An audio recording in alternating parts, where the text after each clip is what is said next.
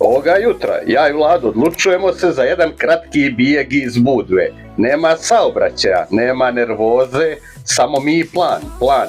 Petrovac, brate, za 10 minuta smo tu. Zadnji put kad sam bio ovdje, kad su telefoni još imali tipke, ali grad isti kao na razglednici, mali, sladak i još miriše na ljeto. Parkirali smo, što je u Petrovcu ravno dobitku na lutriji, i odmah u šetnju. Vrijeme, idealno, 26 stepeni, vjetrić puše, a more se ponaša kao da snima reklamu za sapun. Talasi udaraju, turisti klikću, svi srećni.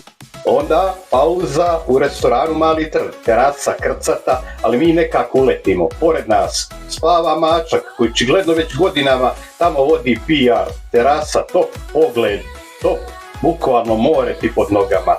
Cijene pa ima za svaki džep.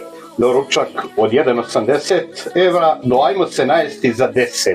Hladna i topla predjela 9 do 24, obrok salate 9 do 16, pice 10 do 16. A sada najvažnije pitanje za Balkance i turiste sa Žeđi. Kakve su cijene pića? Kafa i čaj od 2 do 5 €, voda 1,60 do 2, znači okej. Svježe cijeđeni sokovi 3,30 do 5,5, znači zdravo ali luksuzno, obični sokovi 2,80 do 5,50, a pivo, bilo boca ili točeno, 3,80 do 6,80. Uglavnom, ja sam oduševljen.